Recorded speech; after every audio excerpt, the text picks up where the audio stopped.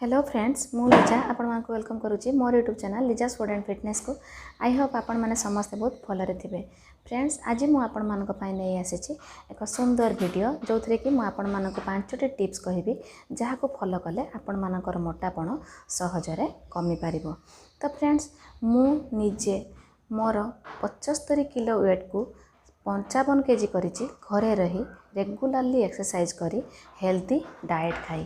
तो आपण माने मध्य यहाँ करि पारिबे ए टिप्स गुडी को फॉलो करी। फ्रेंड्स आपण माने मोर वीडियोटी को लाइक शेयर कमेंट करिया को आदौ भी भूलिबे नहीं एवं जदि मोर चैनल टी को सब्सक्राइब करि नाहंती ताले जल्दी जल्दी सब्सक्राइब करनेबे एवं मोर सब्सक्राइब कला परे जो बेल आइकन टी आसुची ताको क्लिक कर देले मोर प्रत्येक वीडियो आपण मानक पाखरे प्रथमे पहुँचबो।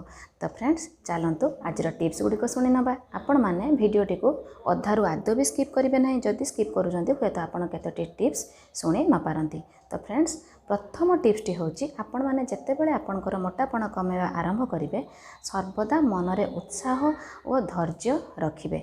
केबे भी व्यस्त हेबे नहीं जल्दी जल्दी वेट कमेवा पई। जदि धीरे धीरे आपण आपणकर वेट कमाउछंती एहा आपणक पई बहुत स्वास्थ्यप्रद और सेफ्टी होई थाए। सेकेंड टिप्सटी होची फ्रेंड्स आमे सबु बेले जत्ते बेले भी वेट लॉस करिया स्टार्ट करिबा आमे हमर खाद्य कौन खाइबा केते बेले खाइबा तार गोटे रूटीन बनै नबा। जदि आमे रूटीन बनाउचे ताले आमे जत्ते बेले जहाँ रूटीन रे रखिथिबा सेइटा ही आमे बनै खाइबा। कोनोसी अनहेल्दी खाइबा व्यस्ततारे आमे बनै खाइबा नाही। फ्रेंड्स मोर थर्ड टिप्सटी होची जत्ते बेले आमे खाद्य खाया पई जाउछु सबु बेले आमे छोटो गिना छोटो प्लेट यूज करिबा। आमे जदि बड़ गिना कि बड़ प्लेट यूज करूछु सेतिरे आमे केते बेले अधिक खाद्य खाइदेबा आमे जानि पारि न थाउ।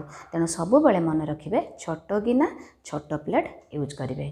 तो फ्रेंड्स फोर्थ टिप्सटी होची फ्रेंड्स गोटे दिन रे आपण 2 रु 3 थर बेसी बेसी खाद्य न खाई सबु बेले 5 रु 6 थर जदि कम कम खाउचंती ताले ताहा आपण को शीघ्र ओजन कमेबारे सहाय्य करिवो।